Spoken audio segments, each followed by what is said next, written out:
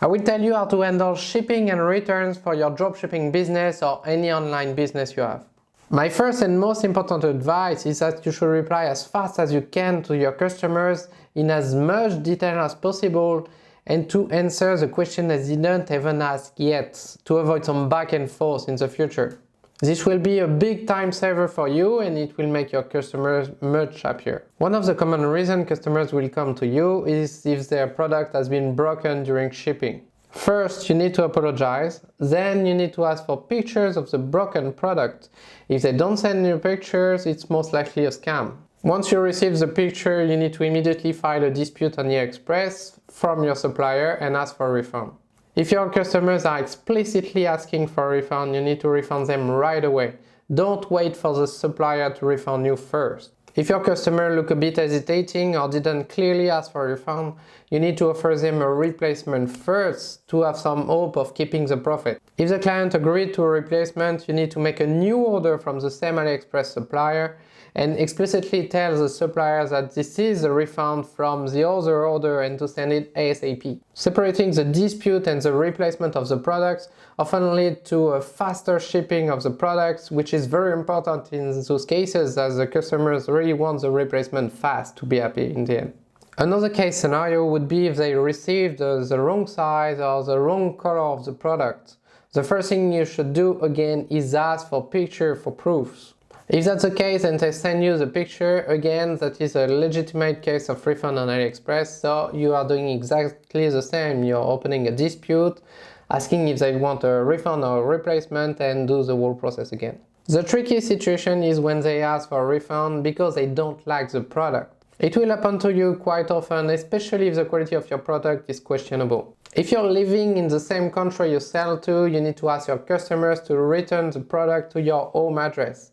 And you can either resend the product to new customers, or like I do, you can keep the product and give it for free to influencers with your custom packaging.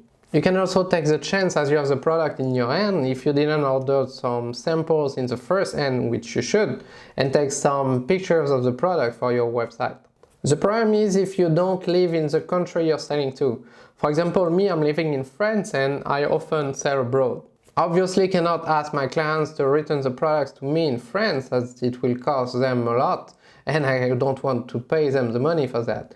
So the best solution would be if you have a friend in the country you sell to or a colleague or anyone, which I strongly advise you to look for. In the last resort, you can ask your clients to return the products to an Amazon warehouse address, for example, or any big logistic warehouse. In general, those warehouses accept every packages, and if they don't fit in their inventory, they just destroy it for you for free.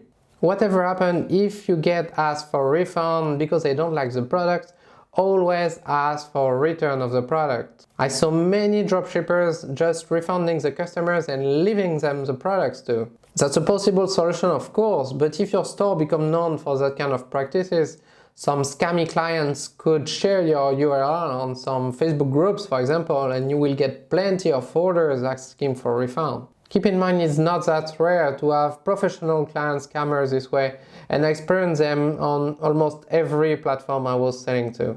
How to actually refund your customers?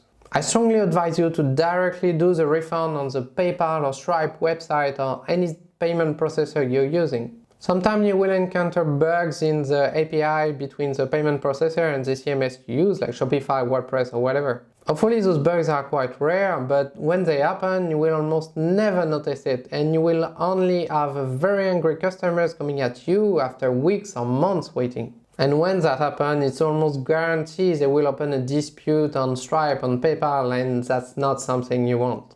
When doing a refund, I always send an additional email saying the customers the refund has been done properly and then giving them a discount for later purchases, and sometimes I recover some customers this way. To avoid any problem, you need to have a very clear shipping and return policy on your website that is very easy to find. You should also include an FAQ as detailed as possible on every possible question. Having a detailed FAQ and a clear policy will reduce the amount of email you have to deal with, which means less work. Make sure to save a template for the common question and inquiries you have, so you can just copy paste it and personalize a bit for the next time. Lastly, you need to keep track of all the refunds for each product, and you will often see that 80% of the refund just come for 20% of your products. Try to focus on those 20% products, and if you don't find a solution to reduce the returns, just get rid of them altogether, unless you're making a big profit. I hope this video will help you in your business. If you liked it, make sure to leave a thumb up. And if you want to see more videos about dropshipping, e-commerce and business in general, make sure to subscribe to the channel. Thank you all for watching and see you next time.